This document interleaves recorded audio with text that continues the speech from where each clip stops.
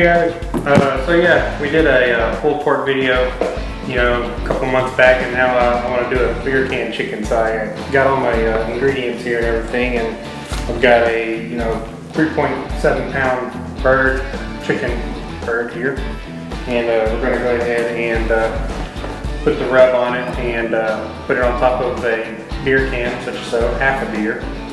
That's the only thing Bud Light's really good for anyways, you know, beer can chicken, because everybody knows craft beer is better. But anyways, so we're going to go ahead and get this rubbed down, and then we're going to go out and fire up the grill and then put the chicken on. Okay, we've unpackaged the chicken and I washed it off really good, just to get all the blood and stuff off, kind of give us a clean slate here. We're going to go ahead and mix up a rub here. We've got a quarter cup of kosher salt,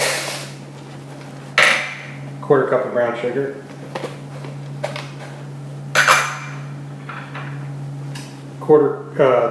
tablespoon of chili powder,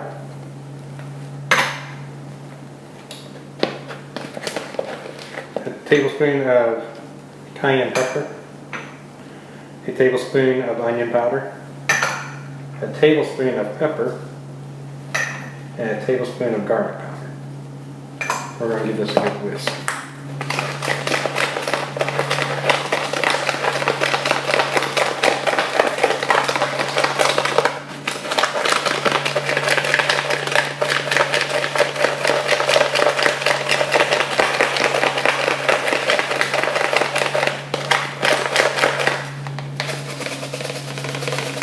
A little bit of a shake.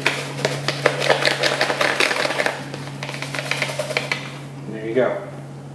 A rub for our chicken. So let's go ahead and rub down the chicken.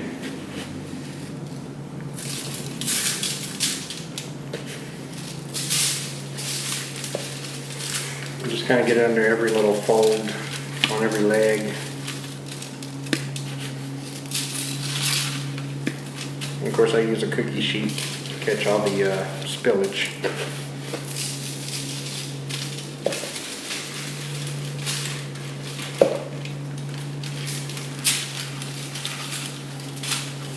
Flip it over, get the breast side. Just be liberal with the stuff, just kind of put a good rub on your chicken.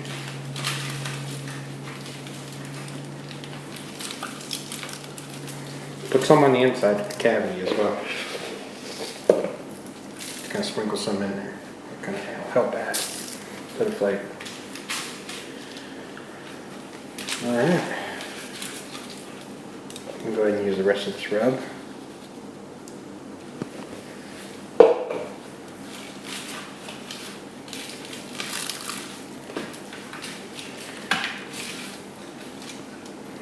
Alright, chicken looks pretty well rubbed down. So now we're going to take our beer can stand. This is like a little $3 or $4 beer can stands I got at Walmart, and I put half a can of Bud Light on it, and now we're going to set the chicken on this.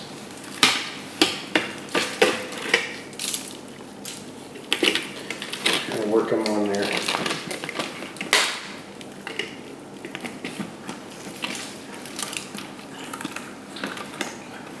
Basically the can holds them up, like so. You can kind of set his legs out, make him stand like he's a little person.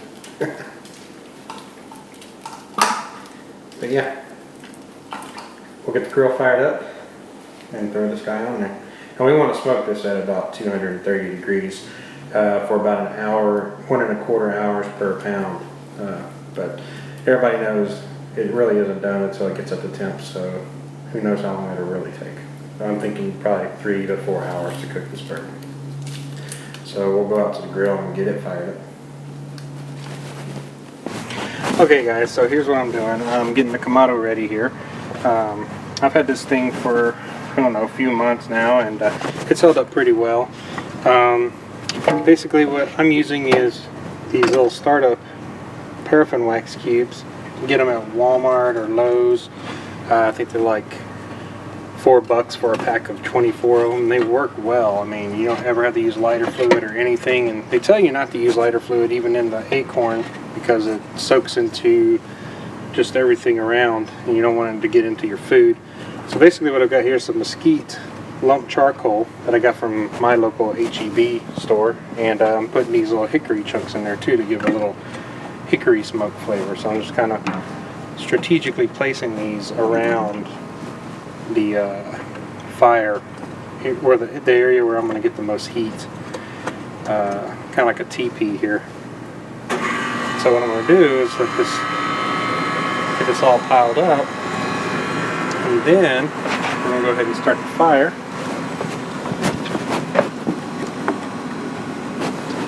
And on these long lighters here, I'm just going to light the little wax cube here. And it'll get going and get everything nice and hot. And then we want to let this get hot and burn up, get some coals going, and let this build up to about a temp of 230 degrees, and then we'll be ready to put our chicken on. So, also wanted to share with you on here the grate. Basically, before and after every cook, I like to grease up my grate with some peanut oil. I've got a good coat of peanut oil in here, and why I do it is if you don't coat your grate in an oil before you cook, your food will stick to the grate real bad because it's cast iron and it just sears and sticks. And also, when you're done cooking, you want to put a coat on here to protect it against rust, because your grate will rust, I promise you. These are $20 grates. You can order them online, but if you don't have to, you know, just take care of the one you got. You should get a few years out of it before you have to replace it.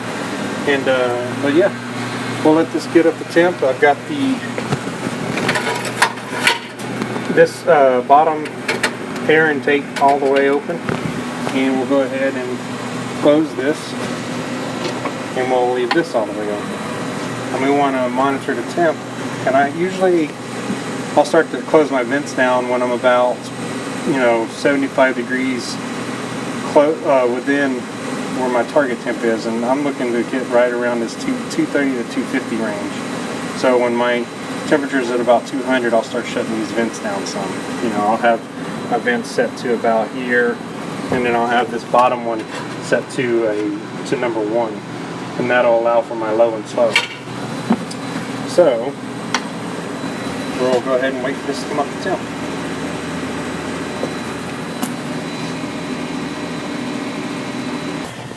Alright guys, now we have reached our 230 degree mark. We're going to go ahead and put the bird on the grill. And also need to get the vegetable rack out of the way.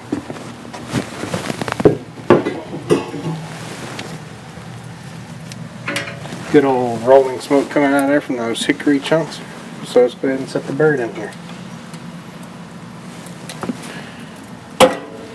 Right in the middle. And we'll let this go and cook until it's ready.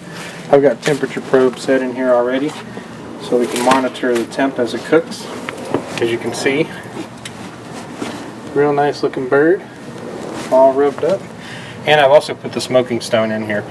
A lot of people use like a pizza pan or something for their acorn, but I ordered this from Home Depot, the official smoking stone for this grill, and it was $30 and free shipping. It was worth it. I recommend buying the actual smoking stone if you can, because it sits in there perfect, and you can see it kind of gives you that indirect heat and smoke that you're looking for. So anyways, we'll go ahead and close this back up and let it cook for 3 hours.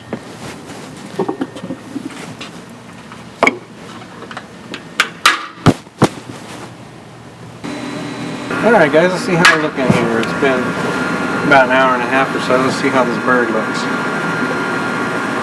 Burp it a little bit. Oh, look at that, guys. That looks really good. I know it's not done yet, but it looks really good so far.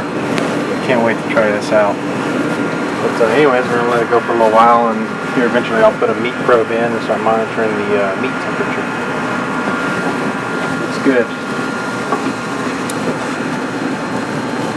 And don't worry about your smoking stone getting all dirty and dripped on. I mean, you just flip it over and the fire will burn off everything on your stone when you do a different cook.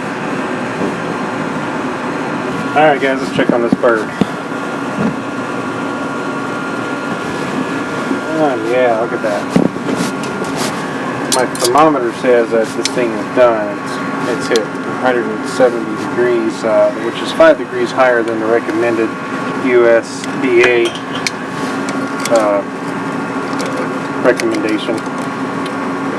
So we're going to go ahead and get this bird off the grill. See how well. Got a nice, look at that skin, nice and tough, crunchy. I'm going to go ahead and see if we can get this whole thing off the grill. Oh yeah, look at that. Look at that. Look at those juices that came off the bird. What I want to do with this is I'm actually going to foil him up for a little bit and let it sit for about an hour. Then I'm going to go ahead and put some like potatoes and foil packets there and get this grill up to about 450 degrees. Then we'll go ahead and cook some potatoes and sides, and those will cook for about 40 minutes. But that's my bird, and I'll film cutting it up here in a little bit.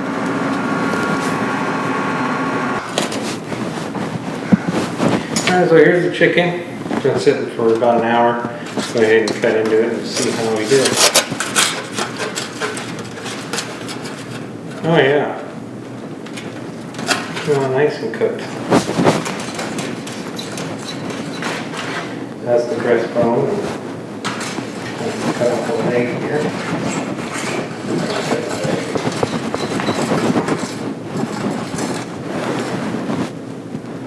That's pretty good.